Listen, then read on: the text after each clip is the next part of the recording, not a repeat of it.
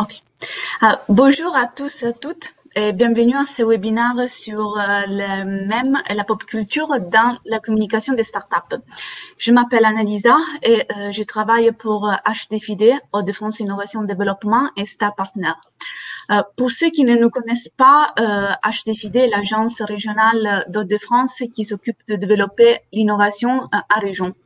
Et Star Partner est une plateforme née au sein de l'agence qui des mises en relation pour porteurs de projets, talents, start-upers, structures d'accompagnement, etc. Et je vous invite à visiter le site de Star Partner et à vous inscrire parce qu'on organise plutôt régulièrement des événements, des webinaires, des after-work, etc. Comme j'ai déjà dit, le sujet d'aujourd'hui, c'est la pop culture elle-même et comment les intégrer dans la communication des startups. Et pour vous expliquer ça, on a invité Donatien Lambert. Bonjour. Bonjour. Donatien. Et merci pour être ici. Plaisir. Un expert de social media management et de communication. Et avant de lui laisser la parole, je fais un petit tour de Livestorm pour vous expliquer un peu le site, comment ça fonctionne. À droite, vous avez le chat que vous pouvez utiliser pour interagir entre vous, pour interagir aussi avec Donatien. Les questions, donc la partie dédiée aux questions où vous pouvez poser des questions à Donatien. Et les sondages. Les sondages, là, c'est Donatien qui va vous poser des questions. Et donc, je laisse la parole à Donatien. Bon webinaire à tous. Merci Annalisa. Alors, bonjour à tous encore une fois. Je suis ravi d'être là, j'espère que vous aussi. Ce matin, on va parler pendant une heure, jusqu'à 10 heures à peu près, de pop culture et comment l'utiliser dans la communication de votre startup. Je vais lancer la présentation, mais avant, n'hésitez pas, donc comme Annalisa vous l'a dit, à poser des questions dans la partie questions ou dans le chat. Il y aura un temps de questions-réponses à la fin si vous avez des questions, mais n'hésitez pas, dans tous les cas, en cours de présentation. Donc voilà, écoutez, on va commencer. Alors, je vous mets la présentation. Hop. Vous allez avoir les slides qui vont défiler devant vous. Alors, c'est le sujet, je vous le redis, les mèmes et la pop culture dans la communication des startups. Alors, comment on va voir ça ? On va voir ça en 3 parties, totalement. On va commencer par la pop culture, parce que c'est important de comprendre vraiment ce que ça veut dire. Qu'est-ce que c'est que la pop culture, d'où ça vient, et comment on la définit. Ensuite, les mèmes, donc la partie qui découle de la pop culture. On va voir un peu aussi qui a créé les premiers mèmes, qu'est-ce que ça veut dire, pourquoi il a ce mot qui est un peu bizarre, qui est écrit avec une orthographe qui n'est pas forcément cohérente quand on est français, parce qu'on a envie de mettre un accent circonflexe sur le mot mème, et voir un peu comment l'utiliser et comment c'est devenu un phénomène Internet. Et la 3e partie, ce sera la partie sur la communication, comment on peut communiquer avec ces outils, avec ces 2 outils que sont les mèmes et la pop culture, en particulier pour votre startup. Voilà. Pardon. Donc, histoire et définition. Alors, pour commencer, une petite citation, une culture, parce que la pop culture, c'est avant tout une culture populaire, mais une culture quand même. Donc, qu'est-ce que c'est qu'une culture ? Une culture, c'est le mode de vie d'une société. C'est une citation qu'on doit à Ralph Linton, qui est un anthropologue américain, et qui permet de bien cadrer ce dont on va parler ce matin. Alors, la pop culture. Donc, c'est un mot composé de 2 mots, donc pop pour populaire, un adjectif qui est relatif au peuple en tant que milieu social, et la culture, un nom féminin qui signifie ensemble des phénomènes matériels et idéologiques qui caractérisent un groupe par opposition à un autre. Donc là, vraiment, quand on met ces 2 mots-là, ça ne veut pas dire grand-chose, tout seul. Indépendamment, on voit les 2 définitions, c'est un peu flou en tout cas. Ce qui nous intéresse, c'est comment est-ce que le phénomène de pop culture est arrivé finalement à naître. Excusez-moi, la phrase n'était pas la mieux choisie. D'où vient la culture populaire ? La culture populaire, parce qu'on va l'appeler comme ça pour l'instant, on va l'appeler culture populaire plutôt que pop culture, elle vient de 3 éléments principaux. La pop culture, comme on l'entend aujourd'hui en tout cas. D'abord, le folklore. On va parler de chaque élément plus en détail, mais le folklore, ce qu'on appelle le folklore, c'est la tradition orale du peuple.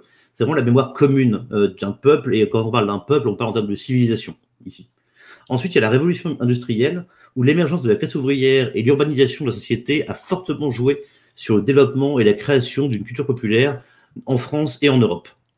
Et enfin, la culture populaire, vient d'une opposition à l'élite, où on vient opposer le populaire à la haute culture. Donc ça aussi, on va le voir un peu plus tard, juste après. Ok, alors, je vois des gens qui nous rejoignent, donc n'hésitez pas à poser des questions dans le chat ou dans les questions si vous avez des questions. Ça fait beaucoup de fois questions, mais vous voyez l'idée. Alors, le folklore, qu'est-ce que c'est? Donc le folklore, la culture orale du peuple, d'accord? Ça regroupe un nombre de choses assez importantes, notamment ce qu'on appelle les légendes et légendes urbaines qui vont avec, les habitudes et les traditions d'un peuple, mais encore une fois, un peuple dans le sens de culture, un groupe finalement, un groupe d'êtres humains. Les habitudes et traditions en font partie, bien sûr, et elles sont un des piliers de la pop culture ou de la culture populaire du peuple. En France et en Europe, la culture populaire était à l'origine plutôt issue du monde rural, parce que bien sûr, on parle d'une époque, là on va retourner au Moyen-Âge en fait là-dessus. C'est avant tout une culture rurale. À l'époque où l'année était rythmée par le calendrier des moissons, par les foires et les célébrations religieuses, c'était une époque très différente. Et le soir, on se trouvait au coin du feu pendant une veillée pour se raconter les contes et les légendes, et aussi partager finalement tout son savoir, son savoir-faire et sa propre culture à l'oral. C'est vraiment ça qu'on définit comme étant le folklore. Et c'est un des piliers de ce qui va donner après la culture populaire. Par exemple, en termes de folklore, les travaux qui ont été faits par Charles Perrault ou encore les frères Grimm au XVIIe et au XVIIIe siècle pour préserver et finalement réécrire les contes et les légendes ont permis de préserver une partie de la culture populaire européenne de leur époque. Mais par contre, ce qui s'est passé, oui, ils ont préservé la culture, ils ont écrit les contes de fées tels que nous, on les connaît parce qu'on les a découverts notamment grâce à leurs travaux. Mais ce qu'ils ont fait, par contre, c'est qu'ils ont figé une culture orale dans une culture écrite et donc dans une forme définitive. Là où la tradition orale permettait à ces mêmes contes et légendes d'évoluer au fil du temps, parce que chaque fois qu'on racontait une histoire, elle évoluait. Il y avait forcément un effet de mutation, notamment à travers les époques, à travers différentes personnes. Les travaux qu'ils ont pu faire à l'époque ont été très intéressants pour préserver la culture populaire, mais malheureusement, ce faisant, ils ont figé, alors que leur but, c'était pas forcément de rester figé dans le jus, finalement, de l'époque. Donc tous ces éléments-là font ce qu'on appelle le folklore.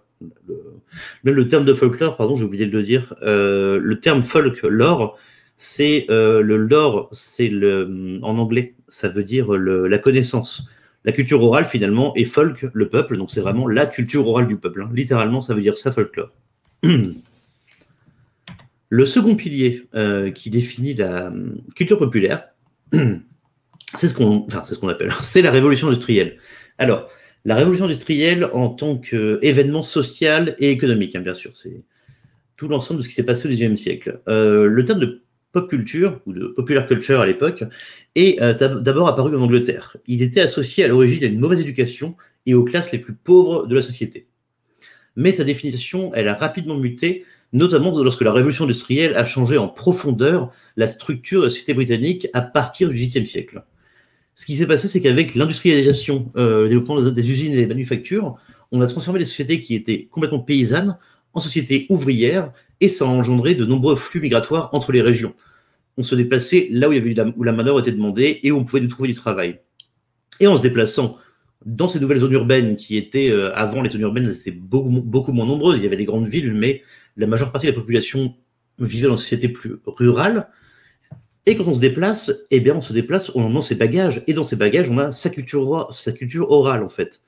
L'urbanisation qui en a découlé a donné naissance à une forme de culture ouvrière qui s'est trouvée à être un espèce d'amalgame entre la culture populaire qui se créait au fur et à mesure, les nouvelles traditions, les nouvelles habitudes qui émergeaient pour ces différentes populations, mais également qui apportaient toutes leurs traditions de l'époque. Donc on avait un mélange de culture rurale et de culture urbaine, ce qui a donné naissance à la culture ouvrière, finalement. Tout ça, c'est arrivé dans l'Angleterre du XIXe siècle, avec la révolution industrielle. Dans cette société où le capitalisme est en train d'apparaître et qui vit une forme d'industrialisation, le pouvoir d'achat des populations a également augmenté et il est devenu normal et attrayant de dépenser une partie de son salaire pour des loisirs, ce qui était quelque chose d'assez rare et réservé à une certaine élite et à la noblesse.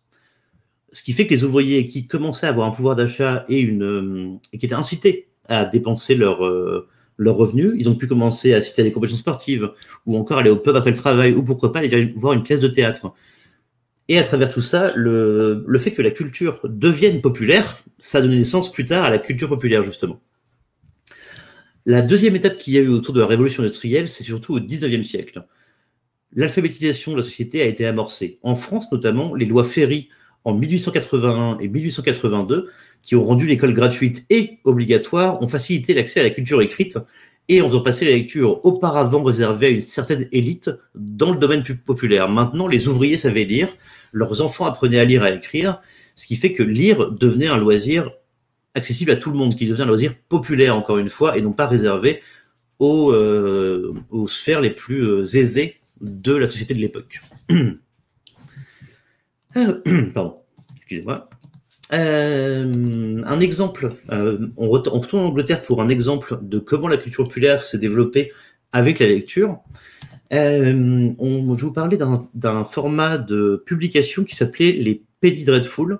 C'était des livres qui étaient vendus pour un penny, d'où leur nom, et qui étaient sur des histoires macabres et horribles, donc leur nom Penny Dreadful.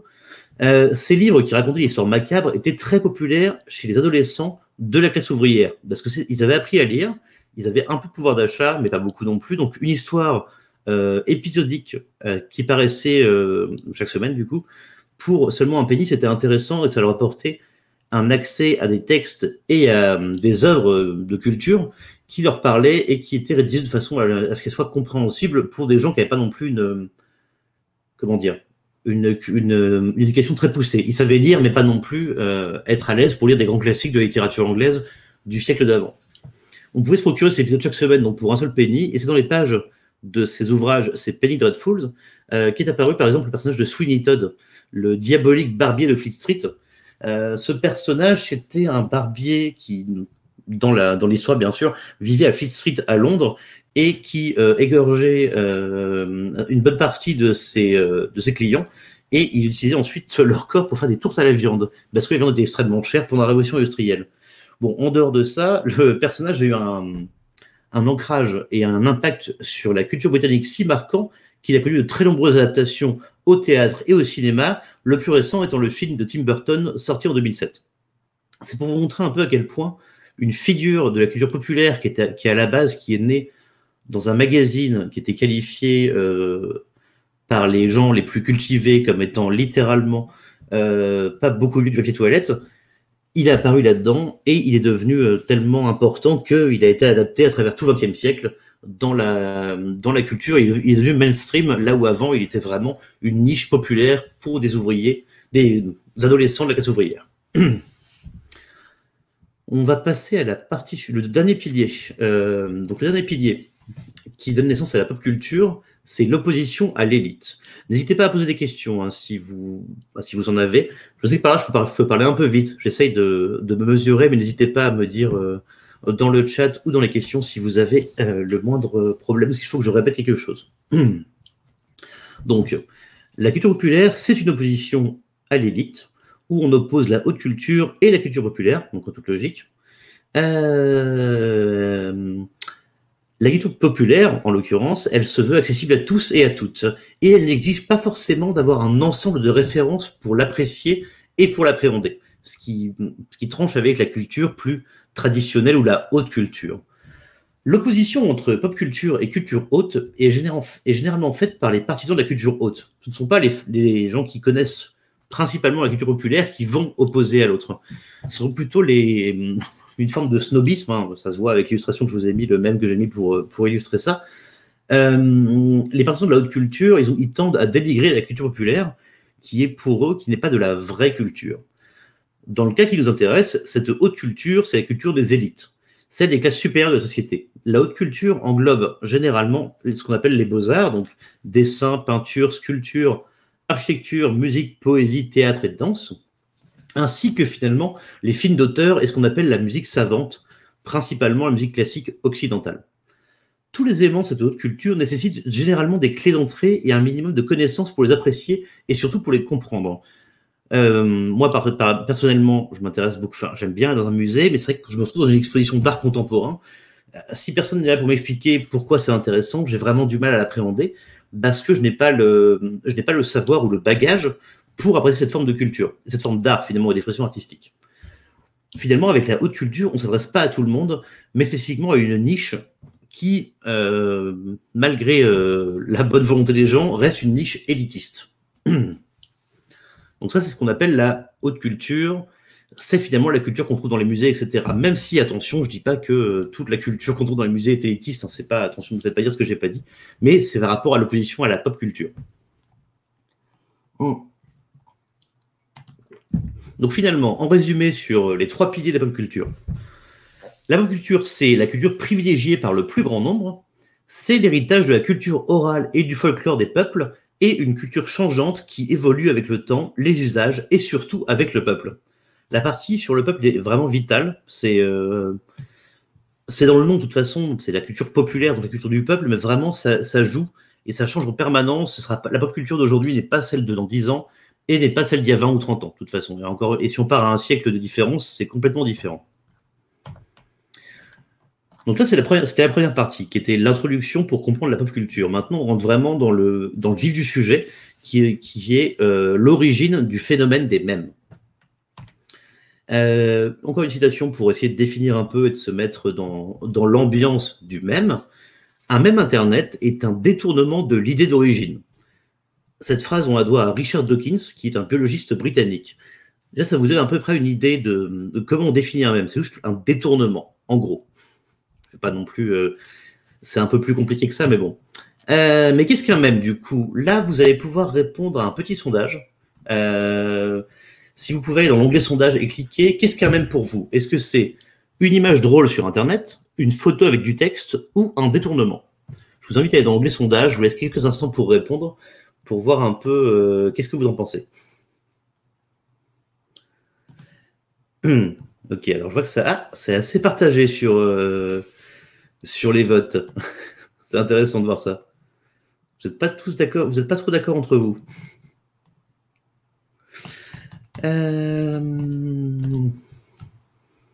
Ça continue à voter. J'attends juste un peu avant de passer à la slide suivante. Je remarque que la plupart d'entre vous ont bien écouté sur la slide d'avant. Ok, bon, 13 personnes ont voté et il n'y a plus de nouveaux votes, donc on va dire que c'est bon. 14. Ça continue. Vous êtes beaucoup trop actifs.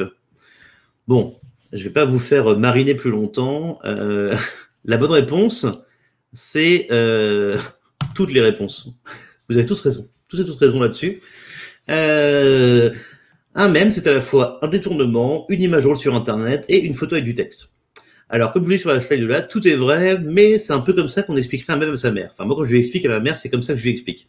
Nous, on va rentrer un peu plus en profondeur sur qu'est-ce que ça veut dire et comment on le dit surtout. D'abord, on va partir sur les définitions. J'essaie vraiment d'équilibrer, vous avez remarqué, je pense, dans la partie d'avant, entre de l'analyse pure et dure, mais surtout de la partie académique pour essayer de comprendre un peu tous ces concepts.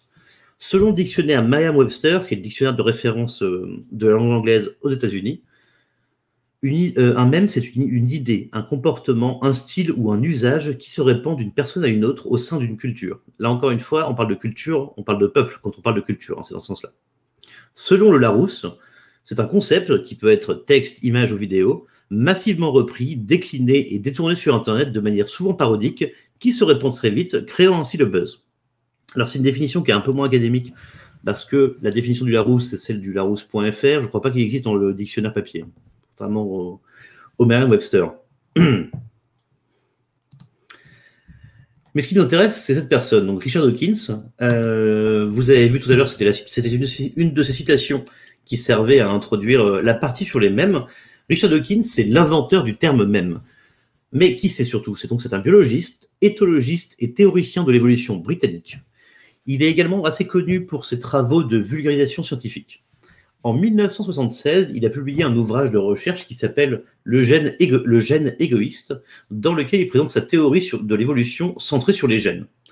Bon, ça, c'est pas trop le sujet. Moi, je suis pas généticien ni biologiste, donc je vais pas me lancer là-dedans. Mais ce qui nous intéresse vraiment là-dessus, dans des chapitres de son ouvrage, il invente le terme de mème. Pour lui, c'est un terme qui est comparable, les mèmes sont comparables aux gènes qui nous composent. Il présente l'évolution des idées, donc les mèmes, en parallèle de l'évolution biologique, donc les gènes. Le concept de mème donne naissance à la mémétique, un champ d'études qui s'intéresse à l'évolution de la culture avec une approche darwinienne. Donc finalement, c'est un mélange de biologie avec une approche darwinienne et de sociologie et d'histoire pour essayer de comprendre comment une culture peut évoluer est-ce que la théorie de l'évolution peut s'appliquer à la culture? Donc c'est vraiment comme ça que le terme de mème est apparu. Mais du coup, le mot, qu'est-ce qu'il veut dire? Le mot mème, c'est un peu bizarre comme mot, parce qu'encore une fois, pour nous, il devrait y avoir un accent circonflexe. C'est un mot valise composé de deux origines, en tout cas selon Richard Dawkins, le créateur du mot. Le premier mot, c'est mimema. Je ne suis pas sûr de la prononciation, je ne parle pas grec ancien, mais donc c'est un nom grec ancien qui signifie quelque chose qui est imité, et ça a été combiné avec le mot mème, mot gène, pardon, pas le mot mème justement, le mot gène. Et donc un gène, l'unité de base de l'information biologique qui se transmet de génération en génération. Donc c'est comme ça qu'on arrive sur le terme de mème. En résumé de la pensée de Richard Dawkins, donc il a créé le mot en 1976, donc c'est bien plus vieux qu'Internet. Pour lui, les mèmes sont comparables aux gènes et aussi importants dans notre évolution. Pour lui, les mèmes sont responsables de l'évolution de certains comportements animaux et culturels. Et surtout, là ça nous intéresse pour la prononciation notamment, la ressemblance avec le mot français même est volontaire, parce qu'encore une fois, le mot français même signifie pareil, identique. Même si, attention, le mot même en français ne descend pas du grec mimema, qui signifie quelque chose d'imité. Donc c'est pas la même étymologie, mais le sens se rapproche, et donc il a volontairement fait un mot qui ressemble là-dessus. Alors nous en français on dit même, en anglais on appelle ça un mime, parce qu'on prend la prononciation de gène, à savoir gene, auquel on rajoute un M. C'est pour ça que c'est assez différent dans la prononciation. Mais bien sûr, il y avait des mèmes avant Internet, il y a eu des mèmes depuis toujours. C'est des éléments dans le sens d'éléments culturels, attention, pas dans le sens de contenu sur Internet. Les mèmes dans le sens d'éléments culturels transmis par imitation existent depuis très longtemps. La même éthique, donc l'étude des mèmes, estime que la chanson Happy Birthday to You est le mème le plus réussi et le plus répandu de l'histoire humaine, parce qu'elle existe dans à peu près toutes les langues. On chante tous, quel que soit le pays où vous allez, globalement, la chanson pour bon anniversaire sera sur l'air de Happy Birthday to You, mais dans la langue du pays. Donc ça, c'est clairement un exemple d'élément culturel transmis par imitation. On garde le même air, on garde le même sujet, mais on change la langue. Et on arrive à l'adapter avec une langue différente. D'autres même, bien sûr, c'est les blagues et les histoires drôles qu'on se raconte. Tout le monde connaît une histoire drôle qui tient de telle personne, qui tient de telle personne. C'est des éléments qu'on réplique, qu'on modifie encore une fois, parce que c'est de l'histoire orale, c'est du savoir oral. Donc là, on rejoint finalement ce qu'on dit sur le folklore.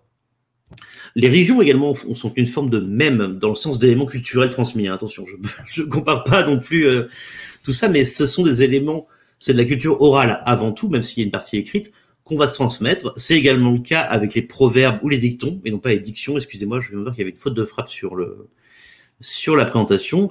Et également, il y a beaucoup d'autres exemples, hein. C'est pas que ça, mais également tout ce qu'on met les théories du complot. Finalement, tout ce que les gens se disent entre eux et se partagent à l'oral depuis toujours sont des mèmes dans le sens culturel du truc.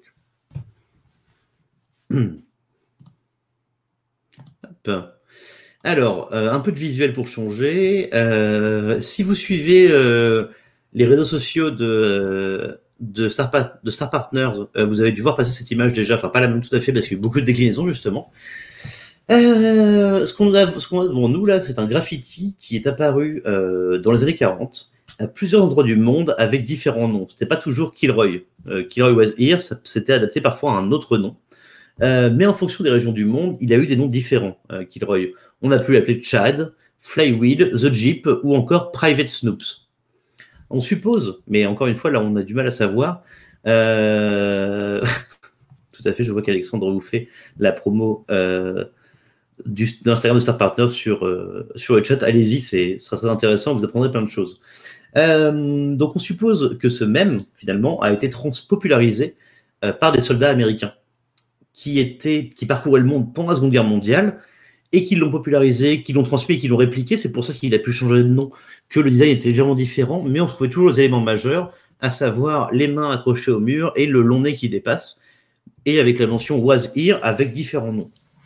Il y a beaucoup de débats sur l'origine. Ah ben voilà, hein, j'ai Stéphane qui dit dans le chat qui est dessiné des was here sur les tables des écoles, mais ça, l'origine de ce phénomène qu'on fait tous, mais a fortiori là-dessus avec le dessin, ça vient de Kilroy, qui est donc considéré comme étant un des premiers mèmes de l'histoire, en tout cas. En tout cas, un des premiers mèmes qu'on a pu suivre, on a pu suivre l'évolution dans l'histoire moderne. Donc ça, c'est Kilroy. Je ne pouvais pas ne pas en parler parce que c'est un phénomène qui... Je vous ai parlé des éléments culturels qui pouvaient être des mèmes. Celui-là, c'était aussi un élément culturel, mais c'était un des premiers qui se rapproche du format qu'on connaît aujourd'hui quand on parle de mème Internet, justement. Mais il y en a d'autres, hein, je vous rassure. Je suis navré, Stéphane, oui, non. Vous n'étiez pas le premier sur, sur le loisir. Mais encore une fois, c'est l'évolution culturelle qui passe à travers les mèmes.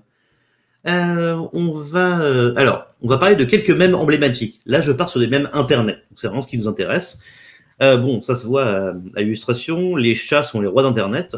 Et pour vous montrer, je vais vous mettre un mème en vidéo. Je pense que vous le connaissez. Mais bon, dans le doute, hein, je vous le remets. On ne va pas le regarder en entier, mais quelques instants, ça devrait vous parler.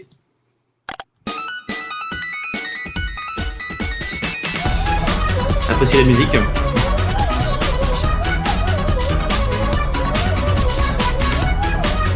Est-ce que vous connaissez ce chat, d'ailleurs? Dites-le-moi dans le chat si ça vous parle. Hop. Je vais faire pause parce que je veux pas vous... Parce que la musique est un peu trop entraînante, il est 9h30, je veux pas que vous ayez en tête toute la journée. Bon, je vois que tout le monde le connaît, tout le monde connaît le Nyan Cat. Ça me rassure de voir que c'est connu. Mais bon, c'est assez logique en même temps parce que ça a eu beaucoup d'impact. Je remets la présentation. Le Nyan Cat, donc oui, qui est un mème qui a pris tellement d'ampleur, j'ai oublié, je l'avais noté, mais il a, en termes de vues sur YouTube, le fichier original, hein, j'entends, je ne parle même pas des déclinaisons qu'il y a pu avoir ailleurs, compte plusieurs centaines de millions de vues, tellement il a été partagé. Et ce qui est assez amusant autour du Nyan Cat, d'ailleurs, en dehors de sa popularité, attendez, oui c'est ça, le fichier original a 189 millions de vues, déjà. Et c'était il y a 10 ans, si quelqu'un a besoin d'un petit coup de vieux. Le Nyan Cat a été beaucoup repris, il a été partagé énormément, on le retrouve dans plein d'éléments de communication parce que le symbole est très emblématique, et il a été décliné. C'est-à-dire qu'on a eu des Nyan Cat de plein de versions différentes, différents styles musicaux, graphiquement on a changé le Nyan Cat, enfin c'est quelque chose qui se propage, qui s'est vraiment propagé partout sur Internet. Donc là c'est un bon exemple pour vous montrer un peu ce que c'est quand même Internet. Mais vous inquiétez pas, j'en ai d'autres, hein. J'ai pas que celui-là pour vous. Dans la catégorie... Oui, tout à fait, Alexandre, il y a une vidéo de 10 heures sur YouTube qui d'ailleurs cumule 11 millions de vues. Quand même. Donc c'est vraiment quelque chose de très très populaire. De toute façon, j'ai mis un chat pour illustrer parce que oui, on sait que les chats sont les rois d'Internet depuis très longtemps. Là, pour vous montrer la... il ne faut pas regarder jusqu'au bout, Stéphane. Non, faut pas. Hein. La musique est toujours la même, ça rend fou. Pardon, je me suis perdu. Les chats sur le roi d'Internet. Et pour vous montrer le concept de mème décliné et adapté, je voulais vous parler du long cat, parce que moi, celui-là, il m'avait marqué quand j'étais plus jeune. C'est quelqu'un qui a posté une photo de son chat, que vous voyez sur la partie gauche, qui est un chat qui est effectivement très long, a fortiori quand on le tient comme ça. Du coup, il a été renommé le long cat, et c'était une phrase qui était très courante sur Internet il y a une quinzaine d'années, de dire long cat is long. Et vous avez ici quelques exemples de déclinaison du mème, justement. On fait des vannes sur le fait que le chat est très long, donc on a une version dessinée, bien sûr, que vous retrouvez en haut. À côté, on a la version très populaire aussi en tapisserie médiévale, long cat be of great length. Mais le même, ça ressort aussi dans la création artistique. Ce que vous avez en bas, au milieu, c'est une version en estampe japonaise du long cat. Ça c'est pas un mème que j'ai trouvé sur Internet, sur un post pour faire rire, etc. Non, ça c'est carrément une illustration que j'ai trouvée sur le site Redbubble où les gens peuvent vendre leur création artistique, pour montrer à quel point un mème rentre tellement dans la pop culture que finalement il peut devenir un objet d'art, ou en tout cas inspiré sur l'art, et du coup on a une affiche qui est très bien dessinée, mais il y a de l'humour parce qu'on a un chat géant en arrière-plan. Et bien sûr, en bas à droite, vous avez un magnifique mème qui compare les bâtiments les plus hauts du monde, qui sont tous bien sûr plus petits que le long cat, qui est très très long. Mais la photo a été déclinée sous plein de formes, et aussi sous différents produits en dehors des affiches. Le long cat, on le trouve sur des t-shirts, on le trouve sur des badges, on le trouve partout. Alors que c'est un mème qui est assez vieux, finalement. Quelques autres exemples de mèmes populaires. Donc, on reste sur les chats, parce que de toute façon, c'est le plus logique. Le Grumpy Cat, vous le connaissez aussi, j'imagine. J'espère que vous connaissez le Grumpy Cat. Le Grumpy Cat, donc ce chat qui a l'air énervé et qui n'aime rien. Tout est parti de la photo d'origine en bas à droite.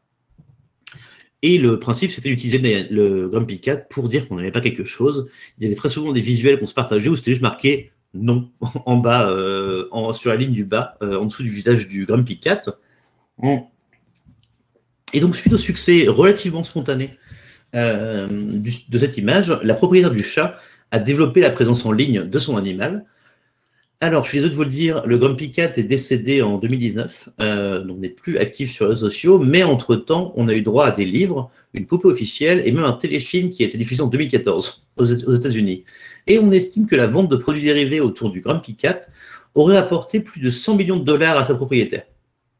C'est quand même pas rien. Ce qui a inspiré beaucoup de gens d'essayer de créer une présence en ligne pour leurs chats ou leurs animaux de compagnie. Mais attention, on en parlera un peu plus tard, mais la création d'un mème, elle est spontanée. C'est impossible de faire naître un mème Internet, ou alors il faut vraiment avoir une connaissance très poussée et beaucoup de leviers pour arriver à ce qu'il se popularise. Mais c'est vraiment très, très, très difficile. D'autres mèmes populaires. Alors là, j'ai mis des exemples juste pour vous illustrer. Je pense que vous en connaissez quelques-uns. Dites-le moi d'ailleurs dans le chat si vous en connaissez quelques-uns. Ça m'intéresse de voir un peu à quel point ils sont identifiables. Vous avez bien sûr en bas à droite la fameuse Trollface. Bon, Stéphane les connaît tous, c'est bien, ça me rassure. La fameuse Trollface. On a deux mèmes issus du personnage de Fry dans Futurama. La version où, en gros, quand on voit un produit cool sur Internet, on met le Shut up and take my money en tendant les billets. Et la version où il plisse les yeux où on n'est pas sûr qu'il se passe un truc. Vous remarquez d'ailleurs qu'on en trouve en français et en anglais. C'est pour ça que j'ai essayé d'équilibrer un peu dans la présentation pour vous montrer différents types de mèmes. En haut à droite, nous avons le Success Kid, qui est en fait la photo d'un petit garçon qui mange du sable, si vous regardez plus attentivement, mais qui a l'air d'avoir son point comme s'il était fier de lui, donc a été beaucoup utilisé là-dessus comme une affiche de motivation finalement. En bas à gauche, nous avons Bad Luck Brian, c'est comme ça que s'appelle le mème, où c'est toujours, on s'échappe il arrive à s'échapper d'un bâtiment en flammes, mais il se fait renverser par le camion pompier. C'est toujours des choses comme ça, Brian, il n'a pas de chance. Voilà un peu tous ces mèmes qui sont apparus autour de ça. C'est quelques mèmes très populaires. Encore une fois, c'est un aperçu des milliers de mèmes différents que vous pouvez trouver sur Internet, mais c'est pour avoir une petite vue. Quelques-uns autres que j'aime beaucoup aussi. Là, pareil, je pense que vous les connaissez parce qu'il y en a des plus récents dans le lot. Notamment, en haut à gauche, vous avez le chat qui répond à une femme qui a l'air très énervée, un peu contre lui. À droite, tous les détournements, parce qu'on parlait de détournements tout à l'heure pour les mèmes. Vous avez sûrement vu cette vidéo déclinée en GIF et en plein de visuels de Donald Trump qui montre un décret qu'il a signé où ça a été remplacé là par un chat qui est dessiné, par une collection de cartes Pokémon. On a aussi le fameux Raptor philosophe en bas à gauche que j'aime beaucoup, avec une tête de Vélociraptor sur ce fond coloré qui se pose des questions, genre quel est le synonyme de synonyme. Au milieu, en bas, nous avons un meme qui s'appelle The Most Interesting Man in the World, donc l'homme le plus intéressant du monde. Qui commençait toujours par, les mêmes commençaient toujours par je ne fais pas toujours, mais quand je fais, voilà. Donc je fais pas toujours de publicité, mais quand j'en fais, elles deviennent des mèmes. Parce qu'en l'occurrence, cette photo était une publicité. Et en bas à droite, nous avons un de mes préférés qu'on appelle Conspiracy Kenyu, donc un jeune Kenyu Reeves qui se pose des questions sur des théories du complot. Et si les chats avaient leur propre internet et qu'il y était plein de photos de nous, voilà. Donc ça, c'est un bon aperçu aussi. Vous voyez, il n'y a pas de chat sur le visuel, mais on revient toujours au chat. Hein, ça, sur Internet, c'est une constante. Je voulais vous montrer aussi une petite vidéo qui explique un peu ce que c'est que ce mème. Alors, avant que je mette la vidéo, est-ce que ça vous parle la phrase? Pas forcément le visuel, mais la phrase « All your bays are belong to us ». Est-ce que ça vous parle ou pas du tout? J'aimerais bien avoir votre avis là-dessus. Pas du tout. Ah, ok. Moi, non. Ok, très bien. Non, mais ça m'intéressait, parce que celui-là, c'est un mème qui est très... Ah oui, ok, bon, personne ne connaît, très bien. Je vous montre la vidéo, comme ça, vous allez comprendre. Adrien, ça lui parle, ça me rassure. Alors, c'est un mème qui est assez vieux, vous allez voir dans la vidéo, qui vient du milieu du jeu vidéo, mais qui a eu un impact ailleurs. Alors, je vais mettre un extrait d'une vidéo d'Arte qui explique d'où vient ce mème, justement. Attendez, hop, je vous le mets. Vous allez voir un peu d'où ça vient. All your base belong to us. That seems to be dialect of some kind. Toutes vos bases nous appartiennent. L'acteur Jeff Goldblum a raison. La phrase qu'il vient de lire ne veut rien dire. Et pourtant, cette erreur de traduction tirée d'un vieux jeu vidéo est devenue l'un des premiers mèmes de l'histoire. Ce mème a été partagé en masse à une époque où le bouton partager n'existait même pas et où il fallait avoir un peu de temps devant soi. Ce mème est tellement connu qu'il est sorti des écrans d'ordinateur pour se retrouver dans le monde réel. Sur les panneaux de signalisation, les jeux télévisés, les bandes dessinées, la musique et même en politique. Mais pourquoi diable se partager une phrase qui ne veut rien dire? All your base are belong to us. Et pourquoi est-elle devenue une telle référence qu'elle se partage encore aujourd'hui? En 1991, un jeu vidéo fait son apparition sur l'une des consoles stars de l'époque.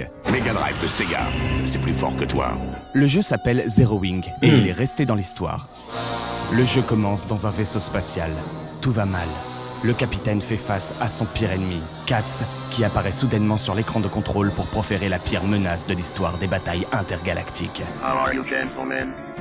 All your bases are belong to us. Traduction, toutes vos bases sont nous appartiennent. I don't get the syntax.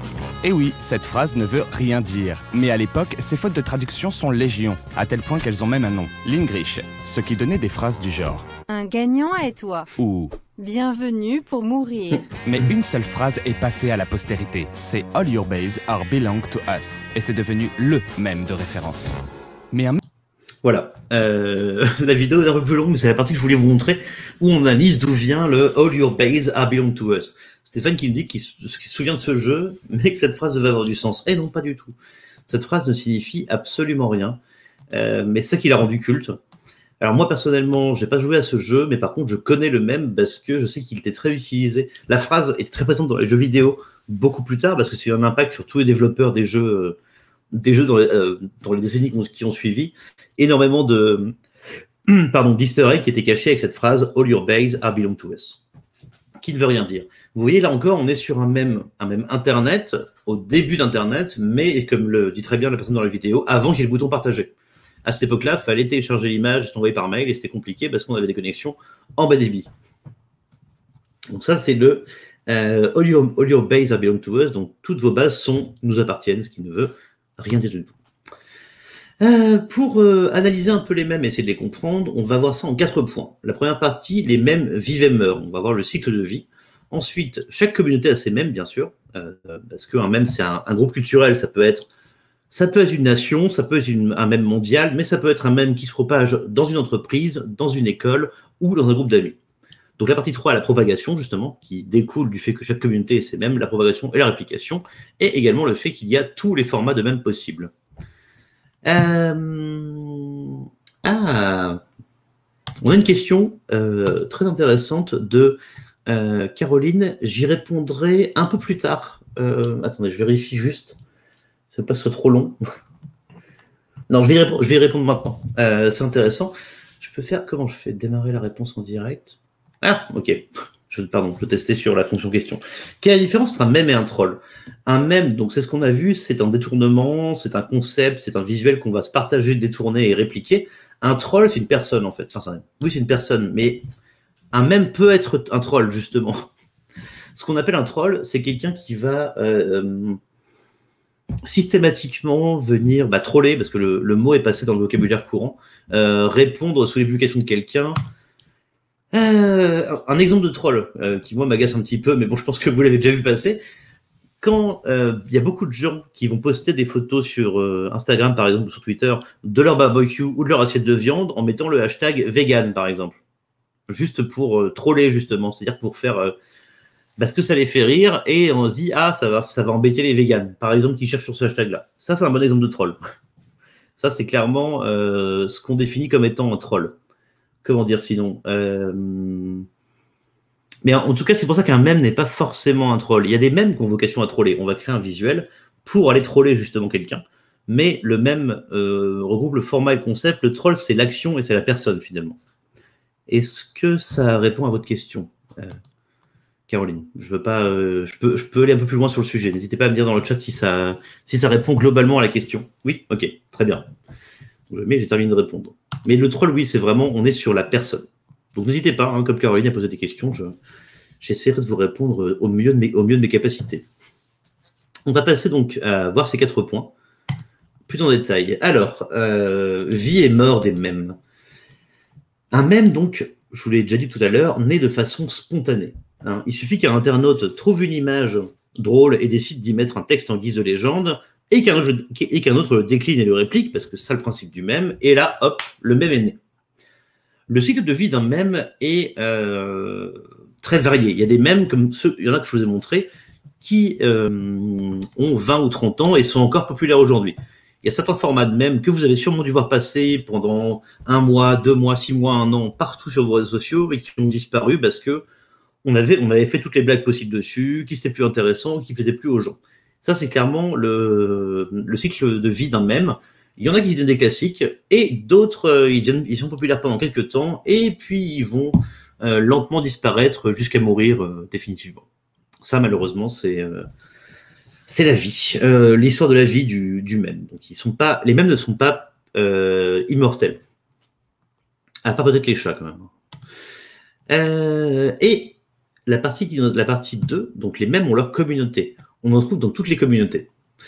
Donc chaque communauté a ses mèmes. Il existe des pages et des groupes Facebook de mèmes sur tous les sujets, autour d'un film, d'un métier ou encore d'une religion. En France, les communautés de mèmes, se sont fortement développées depuis quelques années sur Facebook à travers les groupes Nurshi. Est-ce que vous connaissez, je vous ai mis une capture d'écran d'exemple, est-ce que vous connaissez les groupes Nurshi? Nurshi pour chineur en verlan. Le sens de la vie du mème, c'est 42, oui, un peu. Parce que les Nurshi, c'est quelque chose qui a vraiment pris de l'ampleur. Depuis quelques années, je crois que les premiers, il me semble, sont apparus en 2017. Et c'est devenu la référence pour trouver des mèmes en France. Je vois que vous êtes 2 à connaître dans le chat. Donc ces groupes, je vous en ai mis quelques-uns vraiment pour montrer vous avez un bon aperçu de la variété des sujets. Nurshi de Terre du Nord ou Hauts-de-France, Nurshi de mèmes d'actualité, Nurshi de Nurshi aussi, qui est un métagroupe où ils font des mèmes entre eux, ou Nurshi du Bon Coin aussi, où là, ils vont se partager des captures d'écran du site Le Bon Coin. Donc ces groupes comptent plusieurs milliers et parfois dizaines de milliers de membres, et ils sont là pour partager des mèmes autour d'un sujet plus ou moins large. Attention, non, pas attention, excusez-moi, pourquoi j'ai dit attention, c'était pas un avertissement. Sur ces groupes-là, ils vont créer des mèmes, donc il y en a qui vont tester des formats pour voir s'ils vont être populaires ou pas, donc en s'inspirant d'un sujet, et ils vont aussi relayer les mèmes, partager des mèmes, traduire des mèmes aussi. Beaucoup de mèmes dans certains sujets sont des mèmes anglophones qui arrivent ensuite en France. Et en plus des exemples de la slide que je vous ai mis là, on trouve des Nurshi de Tintin, de Kaamelott, de philosophie ou encore d'informatique. L'existence des Nurshi et en particulier leur présence sur Facebook a permis de maintenir le réseau social, pas à flot, parce que Facebook ça va bien, mais de maintenir sur Facebook les moins de 30 ans qui tendaient depuis des années à l'abandonner pour d'autres plateformes. Donc ça a permis en France de garder une certaine population sur Facebook qui n'est pourtant normalement plus trop cliente du réseau. Mais on a d'autres exemples. Sur la plateforme Reddit, il y a des groupes de mèmes complètement absurdes. J'ai un ami qui m'a parlé une fois d'un groupe de mèmes en latin. Pour les gens qui parlent latin, ils font des mèmes, c'est les mêmes formats que ce que j'ai pu vous montrer, avec la photo et le texte en blanc, mais par contre c'est en latin parce qu'ils trouvent ça marrant de se faire des blagues en latin. Voilà, il y a vraiment tous les sujets, et ça c'est assez fascinant là-dessus. Donc là, les mèmes, vous voyez, ils ont tous leur communauté bien spécifique. Et surtout, les mèmes se propagent. On les retrouve sur absolument tous les réseaux sociaux. Quand Internet s'est popularisé, au début, c'était le site 4chan qui était un des berceaux majeurs de la naissance des mèmes. Aujourd'hui, ils apparaissent vraiment partout. On découvre de nouveau chaque jour sur Reddit, Facebook, Twitter ou encore Instagram. Pour illustrer mon propos, l'image que je vous ai mis, c'est pas tant le mème en lui-même que je voulais utiliser pour illustrer, c'est plus le réseau sur lequel j'ai trouvé. Au moment de préparer la présentation, j'étais en train de remonter mon flux LinkedIn. Je suis tombé spontanément sur ce mème. Et voilà, c'est exactement l'idée de la propagation et de la réplication. Les mèmes sont arrivés, ils sont partis de forums obscurs dans les années 90, puis après sur différents sites, et maintenant on les trouve même sur LinkedIn, qui est quand même à la base un réseau social plutôt, toujours un réseau social professionnel. Les mèmes viennent d'un endroit, mais si le concept plaît, il sera décliné. On peut constater la popularité d'un mème lorsqu'on commence à avoir des versions dans d'autres langues que l'anglais, comme ici. Par exemple, là vous voyez ce mème, alors c'est un mème récent, pourtant c'est des images d'un film de Star Wars épisode 2, donc qui commence à remonter un petit peu, mais le format avec ces 4 captures d'écran est apparu relativement récemment, et il est très utilisé dans plein de trucs, et il marche très bien, effectivement, pour toute la communauté de développeurs a été beaucoup utilisé parce qu'il fonctionne bien. Oui, Caroline, vous le voyez beaucoup sur LinkedIn, mais ça ne m'étonne pas. Mais moi, ça m'a un peu surpris. J'étais en train de regarder LinkedIn pour autre chose, et je me suis dit, je vais faire une capture d'écran, ça illustrera bien mon propos, justement. Donc celui-là, il est assez pertinent pour montrer à quel point il se propage vraiment dans tous les espaces. Et on verra encore d'autres exemples après, un peu plus tard, sur comment les mêmes peuvent faire ça se propager dans le monde réel aussi, dans la communication notamment.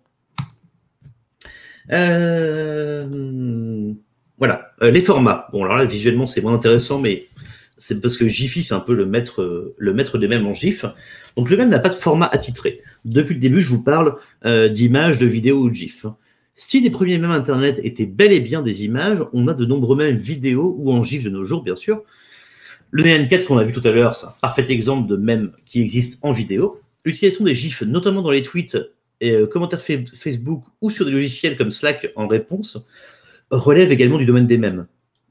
Le site Giphy, excusez-moi. Le site Giphy, d'ailleurs, est vite devenu la référence pour trouver les GIFs. De toute façon, maintenant, on va sur Giphy, c'est le plus simple, c'est le plus logique, pour trouver les GIFs parfaits pour chaque situation. Et ça participe à l'explosion du format d'images animées partout sur Internet. Moi, je voudrais parler d'un même vidéo qui est un peu plus vieux et qui m'amuse beaucoup aussi. En 2007, un même Internet consistait à envoyer le lien d'une vidéo YouTube spécifique à une personne s'attendant à cliquer sur autre chose. On pointait généralement vers la vidéo que je vais vous jouer maintenant. Je pense que vous connaissez. Il y aura un sondage juste après, de toute façon, donc ça, vous verrez. À une époque, oui, on a tout le temps.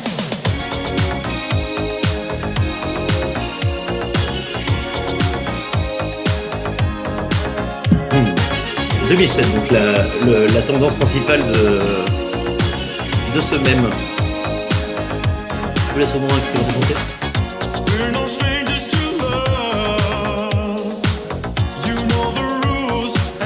Est-ce que ça vous parle, cette chanson? Vous n'avez pas encore de morceau en tête, merci. C'est un plaisir, Stéphane. Ah, je vois que Claire connaît déjà bien ce sujet, on va en parler juste, on parle de Rickroll, justement. Très bien, non mais ça va, je vois que j'ai affaire à des connaisseurs quand même sur le sujet. Je remets la présentation. Hop. Et justement, ça tombe bien parce que pour vous, on a un petit sondage là-dessus. Vous pouvez y répondre tout de suite sur le Rickroll. Donc le Rickroll, c'était le concept donc d'envoyer à quelqu'un qui s'attendait à recevoir autre chose un lien vers le clip Never Gonna Give You Up de Rick Astley que je viens de vous montrer. Est-ce que vous pouvez répondre au sondage pour me dire si vous êtes déjà fait avoir ou pas du tout sur le Rickroll?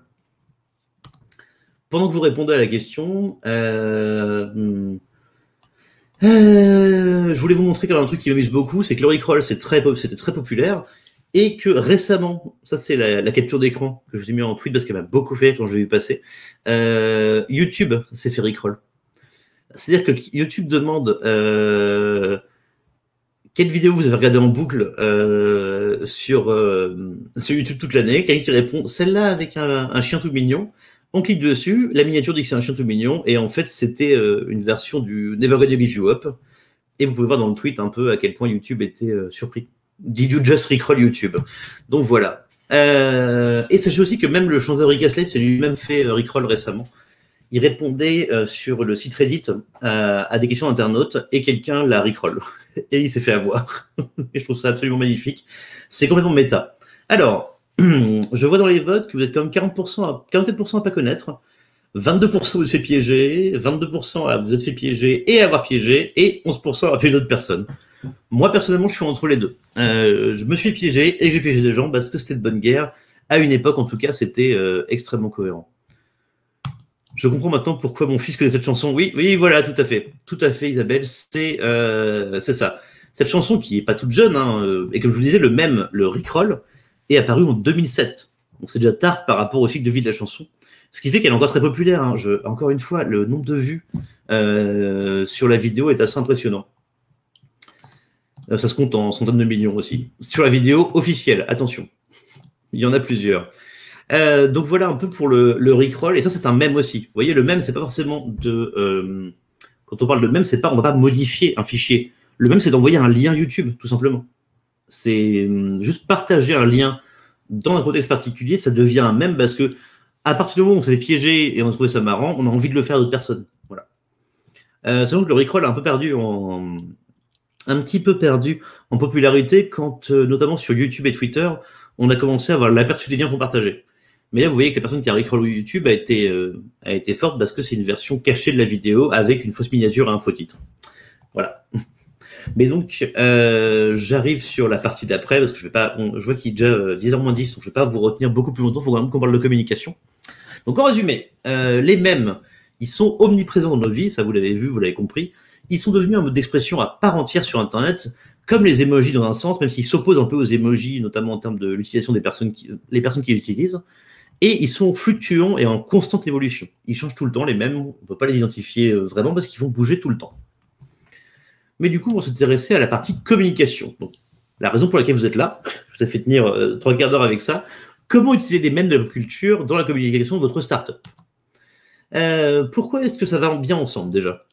Les mèmes et la pop culture font partie intégrante de la culture web, depuis le début du web, et la startup, c'est quand même un élément central de la culture web, parce que c'est quand même lié aux technologies en général. Donc, c'est assez cohérent de mettre ça ensemble. Excusez-moi. Les deux éléments font partie finalement de la culture web depuis les débuts de l'Internet grand public. Mais ce qui est important, c'est de bien choisir ces mèmes déjà. Depuis le début de la présentation, je vous ai montré pas mal de mèmes. Il y en a que je vous ai même pas expliqué, que j'ai mis pour illustrer des slides, notamment au début. Mais vous avez pu avoir un très léger aperçu de la masse de formats de mèmes qui existent en ligne. Le site Know Your Meme, dont je vous reparlerai après, qui est un peu le Wikipédia des mèmes, recense plus de 22 000 formats de mèmes différents. Principalement en anglais, donc il y a quelques formats qui sont plus locaux, qui existent aussi. Mais on va voir comment utiliser ces formats pour votre communication en passant par quelques exemples. Avant d'utiliser un mème en communication, il faut prendre en compte quelques points clés. Le format que vous voulez utiliser, soit partagé, soit le créer, attention, est-il suffisamment populaire pour être compris, déjà? Le message que je veux passer est-il drôle? Parce que l'humour reste central dans les mèmes. Et le mème est-il en cohérence avec ma communication? C'est ce qu'on va regarder dans la suite. Trouver le bon format. Bon là, je ne vous demande pas, parce que j'espère que vous connaissez quand même les mèmes Martine. Et il y en a eu beaucoup, ça fait des années qu'ils sont là, mais ils sont encore là. Excusez-moi. Oula. Il faut trouver le bon format quand on veut créer un mème ou en partager un pour communiquer. Sur des milliers de mèmes, sur ces 22 000 environ, certains sont connus de tous. Le Martine, par exemple, il est connu de tous. Tout à l'heure, il y en a que vous connaissiez tous aussi, tous et toutes. D'autres, par contre, sont extrêmement obscurs, mais très populaires dans une niche minuscule d'Internet. À vous de définir si le format qui vous plaît est assez populaire pour être compris ou bien s'il peut être compris et apprécié sans avoir toutes les références. Ce qui, je vous rappelle, par rapport à ce qu'on disait dans la partie pop culture vs haute culture, le fait de pouvoir comprendre sans avoir les références, c'est un des piliers de la pop culture. Donc si un mème nécessite d'avoir un ensemble de références pour être compris et apprécié, c'est pas un bon mème parce qu'il rentre pas dans la pop culture finalement. Mais d'abord, de toute façon, pour savoir si c'est le bon format, il faut que vous le connaissiez vous. Si vous ne l'avez jamais vu, il est probable que votre cible ne le connaisse pas non plus. Je ne serai pas à faire absolument le même le plus original. Ça, je pense que vous l'avez compris aussi, mais je préfère le redire. Le succès des mèmes ne repose pas sur leur originalité, mais au contraire sur la facilité avec laquelle le format est compris et peut être partagé. Il ne faut pas que ce soit trop obscur, justement. Il faut que ce soit accessible, simple, et que ça ait vraiment soit impactant dès le début au visuel. Là, vous voyez, Martine écrit en UTF-8. Ça part à tous les gens qui ont déjà galéré avec de l'encodage de texte. Et le format est très simple. On voit une couverture de Martine, on la connaît, on sait comment réagir. Ça, c'est vraiment pour trouver le bon format. Ensuite, il vous faut le bon mot. Vraiment, le wording, c'est vital. Pas forcément le visuel. Vous voyez sur l'exemple là, la mise en page, elle est relativement dégueulasse. C'est-à-dire qu'on n'a pas de charte graphique, on a mis ça sur le côté, c'est pas fantastique, mais on s'en fiche, ça fonctionne.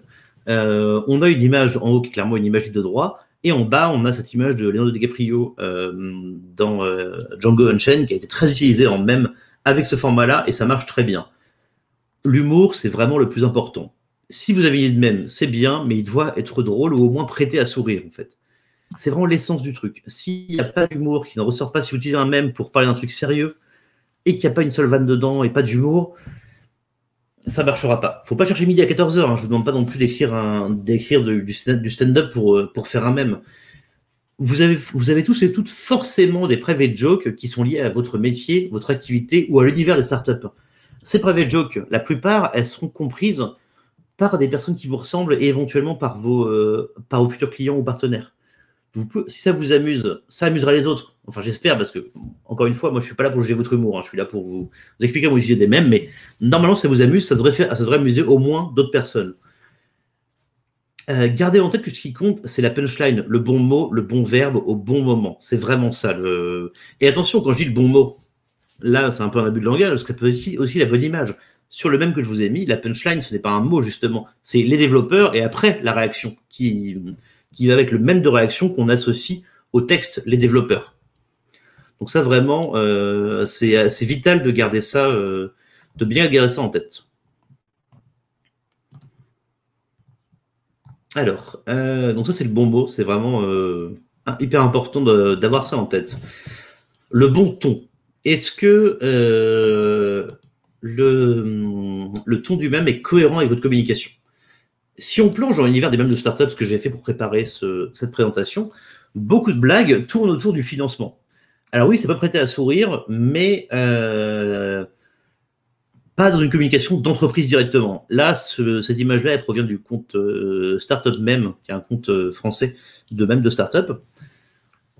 Donc oui, c'est drôle, mais par contre, parce que c'est un inconnu qui fait cette blague-là, qui s'adresse à des gens qui ont une startup et qui comprennent les problèmes qui peuvent être liés à tout ça. Donc on est vraiment dans une private joke du domaine des gens qui travaillent en startup ou qui ont monté une startup. Bien sûr, n'allez pas faire de blagues sur les levées de fonds dans votre communication officielle. C'est pas idéal. C'est pas un élément à mettre en avant dans votre communication. Je sais que je vous l'apprends pas, mais je trouve ça important de le dire. Mais l'exemple est surtout très pertinent pour parler de la cohérence d'un mème avec votre communication. De plus, le ton passe par le choix des mots. Ça, c'est vraiment de la base de communication, mais ça rejoint de toute façon tout ce qui va avec la partie utiliser des mèmes ou en créer pour votre communication. Quand vous exprimez sur les réseaux sociaux ou votre startup, là, je parle plutôt sur vos espaces de l'entreprise, sur Facebook, Twitter, Instagram ou tout autre réseau, notamment LinkedIn. Quelle est la voix de votre startup? Est-ce qu'elle est formelle? Est-ce qu'elle est casual? Est-ce que vous tutoyez? Est-ce que vous voyez les internautes?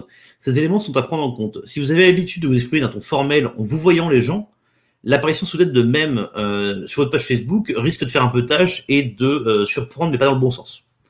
Donc c'est un truc à prendre en compte aussi. Faut garder une cohérence, de toute façon, toujours le mème à sa place, mais il faut quand même que ce soit un minimum logique. Je vais vous donner quelques exemples, de toute façon, je vous rassure. Parce que là, sinon, je vous donne des infos. Mais il faut des exemples d'entreprises qui utilisent les mèmes dans leur communication. Netflix. Bon, tout le monde connaît Netflix. Netflix France utilise souvent le format de mème, évidemment, puisque là, ils s'adressent beaucoup aux moins de 30 ans, de toute façon, dans leur communication. À gauche, vous avez une image utilisant un format mème, tout simplement. En fait, ce qui marche très bien. Ce qui marche bien avec ces publications. Qu'on connaisse ou pas la série qui se trouve à gauche. Parce que moi, je ne sais même pas ce que c'est. J'ai pris la publication, je ne sais pas quelle série c'est ou quel film. Mais ce qui fonctionne, c'est d'avoir Ragnarok. Ok, oula, j'ai des fans dans le... Ah, j'ai pas encore regardé. Pardon, c'est pas le sujet. Mais je vois que vous êtes très réactifs. Donc là, on a vraiment deux photos. Moi, pendant une dispute, moi, 2 jours plus tard, qui trouve ce que j'aurais dû dire. Qu'on connaisse ou pas le film, la série de laquelle c'est tiré, ça fonctionne. Ça fonctionne. Le format, on connaît un format de classique, on a une ligne de texte, mais avec la charte graphique de Netflix, qui marche bien aussi, on trouve le texte blanc, rouge sur fond noir, donc ça marche très bien. Sur le visuel à droite, là, ce qui marche très bien, en l'occurrence sur l'utilisation du mème, vraiment, c'est simple. Hein. En fait, il crée un mème, c'est pas un format, c'est juste qu'il met du texte sur l'image, et il s'amuse avec ça, et là, il se moque de mème. Gentiment. Et si la Casa de Papel, c'était appelé la maison de papier avec des noms de villes qui font un peu moins sexy que dans la série espagnole, justement. Et ça marche bien. L'autodérision, gentiment, bien sûr, hein, c'est quelque chose qui marche toujours de toute façon très bien. Et Netflix sait le faire. Et quand on s'appelle Netflix, faire de l'autodérision, ça plaît aux gens parce que ça permet de montrer qu'on est quand même humain derrière une page Facebook et une grande entreprise. Sinon, quelque chose de simple et efficace. Je suppose que vous connaissez la marque Innocent, qui est très active sur les réseaux sociaux, notamment sur Twitter. Et là, vous voyez, ça, c'est tout simple. Ce format, il n'y a même pas de texte. Le tweet, c'est « Oups ». Ce qu'on boit, ce qu'on met au frigo, simple, efficace, lisible, compréhensible, tout en mettant en avant un produit. Franchement, c'est un très bon exemple de... Là, c'est même pas utiliser des mèmes, c'est utiliser le ton du mème et le format du mème dans sa communication sur les réseaux. Là, on met en avant son produit de façon simple, avec des codes qui sont exactement les codes des mèmes, mais on retrouve quand même la typo de la charte graphique Innocent qui colle bien à tout ça. Et c'est assez important d'utiliser ça quand même pour votre communication. Ça marche pour tout le monde. Je parle de start-up, mais ça marche dans tous les domaines de communication, là, pour le coup. Je vais avancer un petit peu parce que je vois qu'il est 10h et ça devait finir plus tôt, donc je suis désolé. Je ne veux pas vous mettre en retard et j'aimerais bien quand même que vous restiez jusqu'à la fin. Un autre exemple de campagne qui utilise des mèmes. Là, c'est même vraiment le format et même pas visuellement, on n'appelle pas un mème. On est sur la marque de vêtements Mage qui détourne ses shootings de mode. Clairement, c'est des photos de shooting de mode, ça se voit. En format affiche sur lequel on a mis une légende. Quand tu es rentré à 5h du mat de la veille, quand je profite de mon bilan carbone. Ça, parfait. On retrouve le ton et la culture du mème sans en avoir les codes graphiques, mais ça marche et on comprend et ça passe même pour les gens qui n'ont pas les codes du tout du mème ou de la marque Mage en l'occurrence et ça marche parfaitement bien. Donc ça, c'est un super bon exemple. Je vous ai fait des bons exemples, je vais vous montrer un qui est moins bon. Je ne sais pas qu'il est mauvais, mais qu'il est moins bon. Sur cette publication, c'est une publication Instagram de la marque de bonbons Lutti. Alors, c'est une bonne idée, mais il y a quelques points qui me gênent, notamment par rapport à ce que je vous dis depuis tout à l'heure. Le format est trop propre. Vous voyez, tout à l'heure, je vous montrais un mème où le texte n'était pas aligné, c'était une photo libre de droit qui n'était pas forcément de bonne qualité et tout. C'est pas grave, justement, c'est l'essence du truc. Là, le format est trop propre, ça paraît très bête à dire, mais un format même, ça doit être créé rapidement et doit avoir l'air spontané. Là, ça se voit que ça a été bien. Alors, même si le jeu de mots fonctionne par rapport à la cible, c'est très cohérent, mais la charte graphique, elle correspond trop à la marque et on perd complètement l'essence du mème et c'est dommage. C'est ça le problème en fait. Quand on a une charte graphique trop appuyée et qu'on veut adapter un mème, ça marche pas. Ça marche pas assez bien. Et d'ailleurs, sur les commentaires de la publication, c'était le retour de beaucoup de gens en mode pourquoi est-ce que Lutti fait des mèmes qui ressemblent pas à des mèmes, en gros. Et c'est dommage. C'est dommage parce que l'idée est bonne, mais la transformation n'est pas la bonne. Donc quelque chose à garder en tête aussi quand vous voulez utiliser des mèmes pour votre startup. Mais donc la partie d'après, ce qui nous intéresse quand même là-dessus. Chaque jour, des formats de mèmes voient le jour. La pop culture en crée tout le temps, à travers des séries, des émissions de TV ou même via actualité. Tout à l'heure, je vous montrais le mème paru sur LinkedIn avec des images de Star Wars épisode 2, qui est encore une fois un vieux film, mais le format de mème avec pardon, je me suis perdu. Avec le mème avec ces images précises de ce film est très récent. Le même Lutti sans le texte aurait été plus percutant. Oui, en plus, tout à fait. Tout à fait clair, je suis d'accord. Parce qu'en fait, c'est ça le problème, c'est que en fait, on est sur une communication d'entreprise qui veut faire un truc propre, c'est normal aussi. Enfin, je comprends la volonté quand on est une grosse entreprise, mais en fait, on enlève la barre de texte, quitte à laisser le fond rose d'ailleurs, même si je suis pas forcément fan de l'utilisation d'une charte graphique poussée à ce point-là, ça marche très bien. On connaît les défauts de réaction de la personne comme ça, c'est nickel. Il aurait peut-être fallu ne pas mettre de texte, quoi. En fait, le texte, pour moi, aurait pu être la légende de la publication Instagram, ça suffisait. Voilà. Et là, ça pouvait fonctionner un peu. Ça aurait mieux fonctionné et aurait été mieux pris par la communauté. Oui, le graphiste doit bien faire son taf, mais c'est normal, bien sûr. Bien sûr, c'est normal. Moi, vous savez, j'ai bossé en agence de communication, je sais qu'on a envie de bien faire son taf, et je sais aussi que le client peut avoir envie que ce soit trop propre, même si ce serait plus cohérent et plus dans une culture web, et même de faire un truc un peu moins propre. Mais c'est hyper difficile d'arriver à l'équilibre quand on parle de communication d'entreprise. Après, en tant que startup, vous avez une marge de manœuvre plus intéressante justement qu'un gros groupe comme Lutti. Vous pouvez permettre de faire des trucs, et encore une fois, je dis ça avec des guillemets, hein, mais des trucs un peu moins propres. Attention, je ne veux pas dire qu'il faut faire des trucs moches. Des trucs un peu plus minimalistes aussi. Et un peu moins chartés, et un peu moins imposés par une communication de charte graphique. Non mais compliqué pour un graphiste, attention, je sais. Je ne juge pas, je sais que c'est compliqué, hein, mais il faut faire un truc un peu plus naturel en tout cas.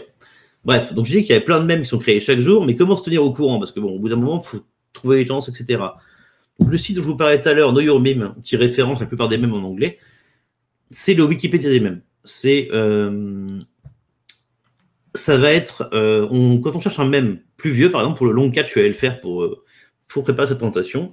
On cherche long cat, on arrive sur une page qui explique d'où vient le phénomène, comment il est apparu, comment il était décliné, avec des sources en général si elles sont trouvables, et plein d'exemples d'utilisation du format. Donc ça, c'est vachement intéressant. Les groupes Nurshi sur Facebook, dont on parlait tout à l'heure, vous tapez Nurshi 2 sur Facebook, vous allez trouver votre bonheur. C'est-à-dire que les groupes Nurshi s'exportent un petit peu sur d'autres réseaux aussi.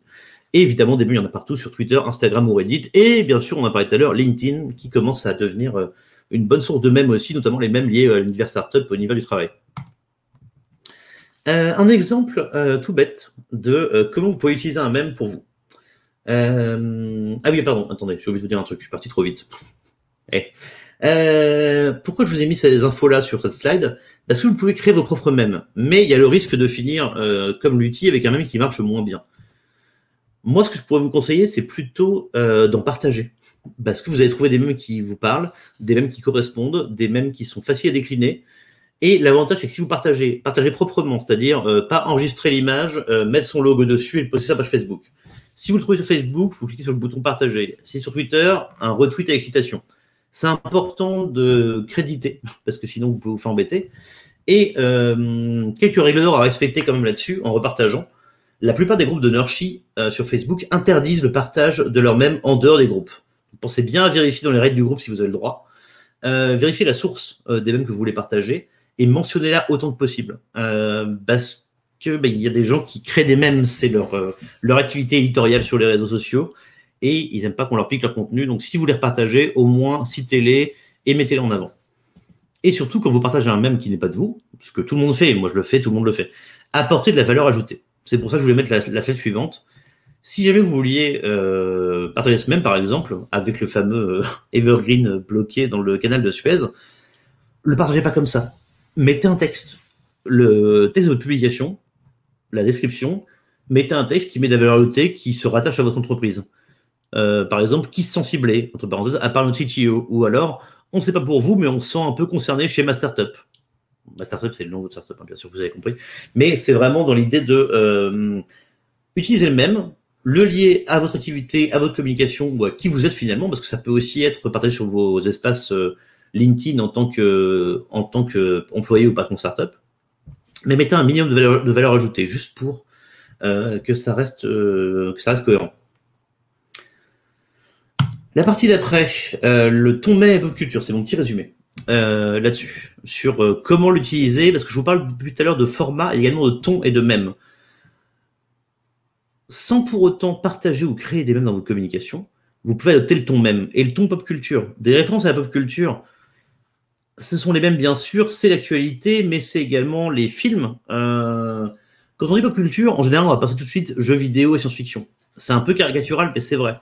Quand on dit une référence à pop culture, le plus simple c'est de mettre une référence à Star Wars. Ça fonctionne très bien. Mais utiliser ces références-là, elles fonctionnent bien dans l'imaginaire collectif startup web. Tout le monde aime la science-fiction, tout le monde aime Star Wars, dans l'imaginaire collectif, hein, bien sûr.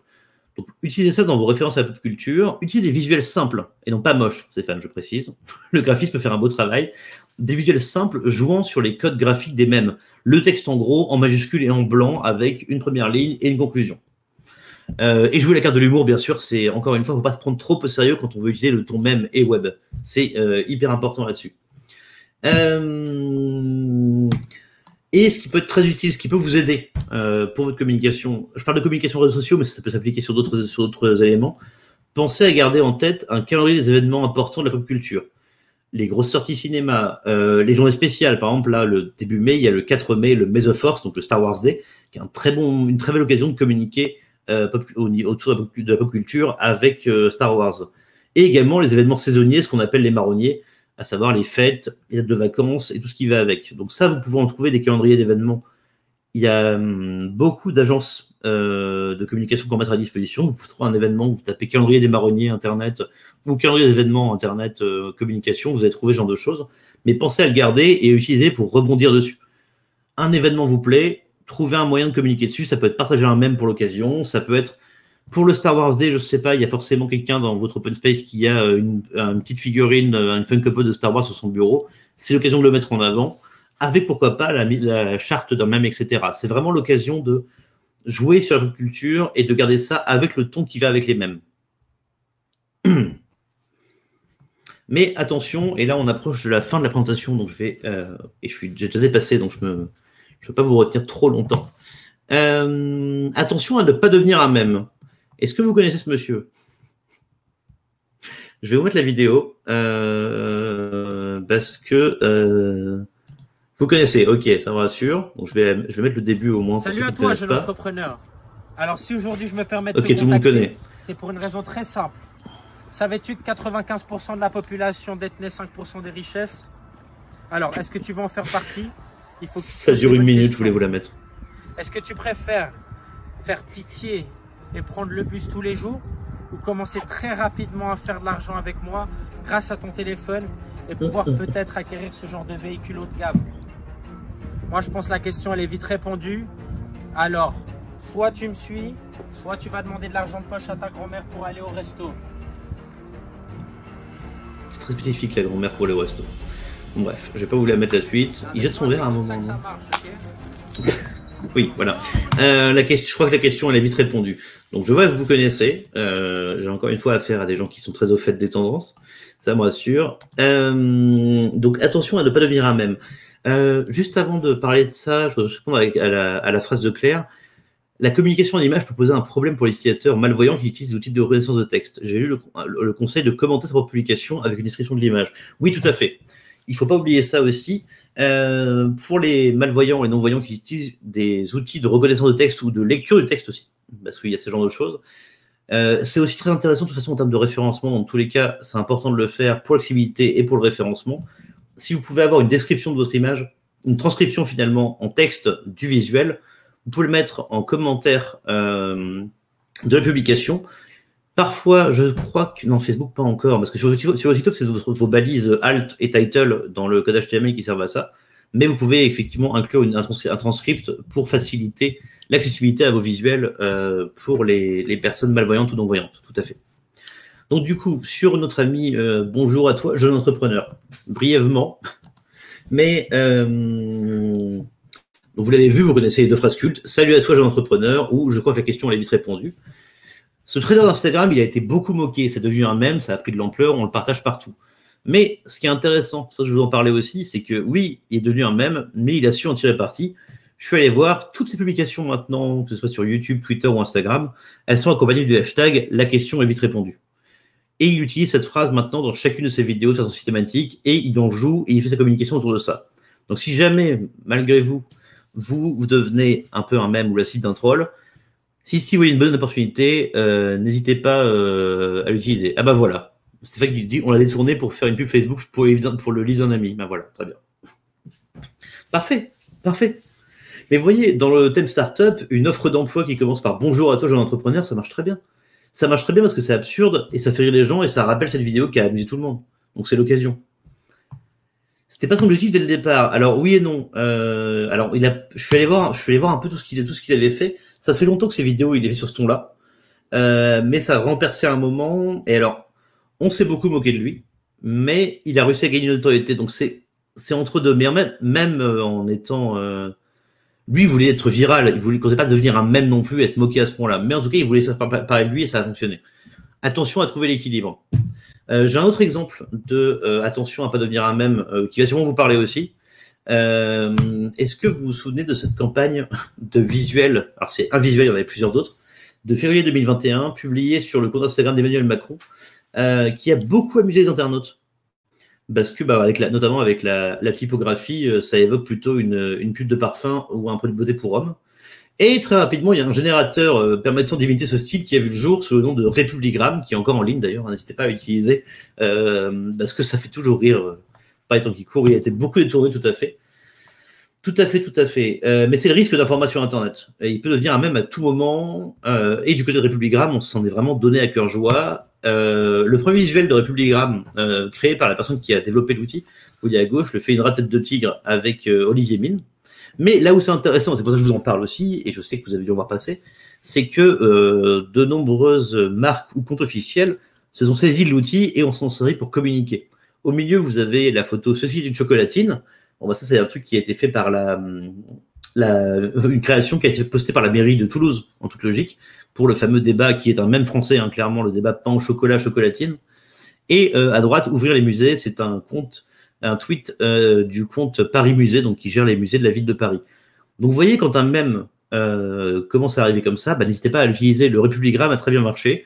Tout le monde l'a fait. Faut juste trouver, encore une fois, ce qui est important, c'est le bon mot, le bon format et mettre l'humour dedans. Mais c'était très facile de réagir dessus. Tout le monde l'a fait. Même il y a un ministère qui a repris un visuel avec ça. Donc le gouvernement s'est amusé de la popularité du format. Donc n'hésitez pas à utiliser ce genre de choses. Il y en a partout, vous les connaissez et c'est nickel. Votre startup, c'est parfait. c'est parfait parce que c'est un contenu qui est facile à créer, qui est compréhensible, qui est récent et qui est frais. Donc, il faut vraiment utiliser ce genre de contenu. C'est assez vital. Donc, je vous conseille de faire ça pour continuer là-dessus. Voilà.